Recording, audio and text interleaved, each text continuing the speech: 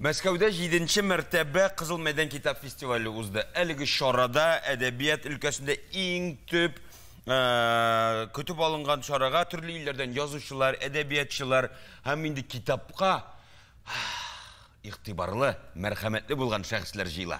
Шул хакта сөйләшер өчен без студиябызга Татарстан китап нәшриятының генераль директоры Илдар Сәгъдәтшин чакырдык. Исәнмесез, Илдар әфәнде. Саумысыз, хош килдегез.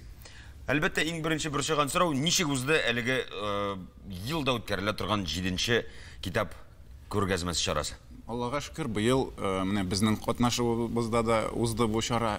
Кызганычка каршы, узган елны пандемия аркасында без катнаша алмадык. Анда Мәскәү нәшриятләре генә катнашкан. Инде быел бөтен барлык регионнардан диярлек нәшриятләр катнаша алды. Һәм инде Мәскәү кешеләре һәм Мәскәү кунаклары без нәшр иткән китаплар белән танышырга гына түгел, хәтта сатып алу мөмкинлегенә дә ия булдылар. Менә шул пандемияга бәйләнеп тагын сорау туа. Хәзер дә бит әле без барыбер да ул сүз турында онытмыйбыз. Менә күргәзмәгә килүчеләр саны кимемәдеме шуның сәбәпле? Кимүе сизелде. Чөнки бер үк вакытта анда Мәскәүдә бит төрле менә шу пандемиягә карата төрле чаралар кабул ителгән. Һәм бер үк вакытта менә Кызыл мәйданда 1000-нән артык кеше булырга тиеш түгел. Шуңа күрә монда инде керү тәртипләре дә үзгәргән. Монда инде регистрация үтеп күргәзмәгә керергә туры килде. Әмма ләкин бер дә бөтенләй кертмәгән кешеләр калмады анда. Шуңа күрә керү мөмкинлеге булды. Теләгән кеше чираттыр булса да керә алды диясем килә. Һәм инде бик күп рәхмәт сүзләре ишетергә туры килде. Ансы инде безнең күңелгә май булып ятты дип әйтергә була. Менә сез тәкъдим ителгән китаплар арасында иң еш алына торган китаплар. Беләсезме, соңгы елларда менә кибетләрдә сатылган китаплар арасында менә шу татар халыгышлары иң күп сатыла торган китап булса, менә Мәскәү күргәзмәсендә иң күп сатылган китаплар гына түгел, менә балалар өчен китаплар күбрәк сатылды. Тарихи китаплар. Һәм без инде монда барлыгы 300-дән артык исемдә китаплар алып барган идек Мәскәүгә. Һәм гомумән 1700-дән артык китап сатылды. Менә шул 300-дән артык басма дидегез.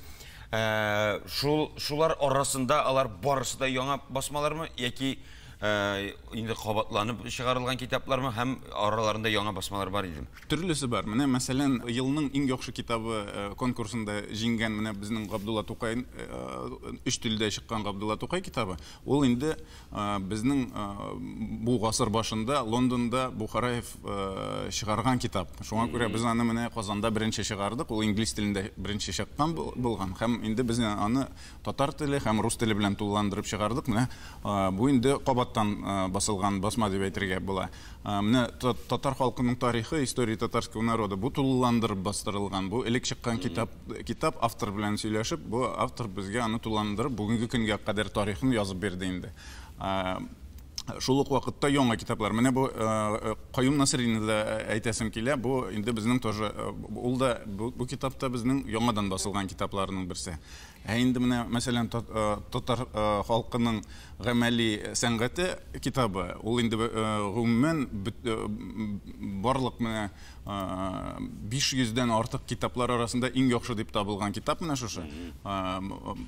Ул беренче тапкыр басылган китап. Кызыл мәйдан китап фестиваленең күңелле мизгелләрен без хәзер карап китәчәкбез. Аннары дәвам итәрбез. Мин Астраханнан апама бүләк итеп бер китапны алдым. Акча шәкләр дип атала. Минемчә, аның өчен бик күңелле булыр шундый бүләк. Чөнки ул авылда яшәгәндә шундый китапларны күрмәде. Вот, миңа тәкъдим иттеләр. Минемчә, шәп булыр.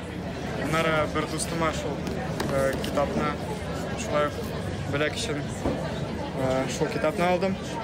Енді бәлки ниндидер тәрбия турында киңәшләр булыр аның өчен бик файдалы.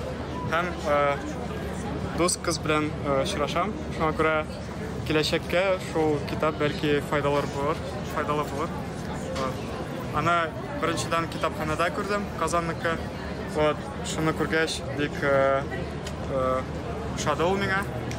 Монда күргәч сразу аны аларга телейdim. Шуңа күрә алдым. Himалая тау өстендә алтын бишек. Кояш йоклый һәр кич саен шунда төшеп. Җил төн буе йоклаганын саклап тора, зирвәтә һәм өстен башын каплап тора. Беләбез. Biz bugün Мәскәүгә фестивальгә килгән идек, Включайся дигән фестивальгә. Ул андашlar беткәч, җиңгәч, без Кызыл Кремльгә килергә булдык. Йөргәндә, менә мондый безнең Татарстан Республикасы дигән язуны күрдек тә, монда китаплар ханәсенә керергә булдык. Китаплар бик шәп, безгә бик ошады. Дуслар, керәсегез килсә, керегез бик шәп. Бигрәк шәп шуннан да. Biz рәхмәт сезгә. Шунда да бик шатбыз. Казаннан килеп, шунда үзебезнекне күргәчтә исәнләшергә булдык. Һәм татар телендә китаплар укыгыз. Әфәрин әлеге видеодан күренеп тора, фестивальның күргәзмәнең гөрләп узганын, хәтта үзебезнең милләттәшләребез белән әле сөйнешләрегездә уртаклашырга өлгергәнсез икән. Милләттәшләребез белән шунда яшәүче милләттәшләребез белән аралашу мөмкинлеге булдымы? Без алар белән ел дәвамында аралашып торабыз. Безнең социаль челтәрләрдә сайтка язучылар бик күп. Хәтта менә бу узган Мәскәү күргәзмәсенә килер алдыннан безгә шактый гына мөрәҗәгатьләр булды.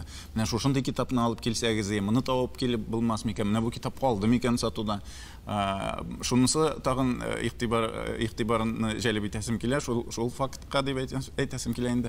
Безнең бәяләр, монда Казандагы бәяләр белән без бардык. Шуңа күрә Мәскәү халкы өчен бездәге 200-300 сум торган китаплар алар өчен берни дә түгел. Шуңа күрә алар Мәскәү букчасы өчен күп кенә акча инде. Капчыклап китап җыеп киткән кешеләр дә булды. Нинди җиңүләр белән кайттыгыз? Әйткәнемчә инде безнең 250 нәшрият арасында үткәрелгән конкурста менә шу Фуат Валеевның татар гамәли сәнгате китабы, рус телендә чыккан китабы барлыгы 15ләп китап исемлегенә керүе, бу кыска исемлеккә керүе һәм лауреат дипломын алуы бу безнең өчен аеруча шатлыклы хәбәр һәм шушы конкурста катнашып миңа үземә диплом тапшырдылар. Аның бу китап белән шөгыльләнгән авторлар коллективы белән бүлешәсе бар әле ул шатлык белән. Һәм менә шу Тукайның 3 телдә чыккан китабында игътибарсыз калмады, аның өчен дә безгә диплом бирделәр. Инде менә халык тарафыннан нинди менә әйткәнемчә балалар өчен менә шундый карточкалар бу бездә чыгарылган, бу инде безнең пирожкилар шикелле сатылып бетте. Менә сез бит инде бер караганда борынгы заманга күчсәк, китап сәүдәгәре дип әйтергә була. Сез китап сәүдәгәрләренең җитәкчесе. Читтән караганда менә базар мөнәсәбәтенә күчсәк, кайсы өлкә, кайсы республиканың китаплары тирәсендә халык мыжгып тора иде. Бу яктан күзәтү ясадыгызмы? Монда төрле һәм игътибарга лаек менә төрле тәҗрибәләрне өйрәнәсе бар әле менә.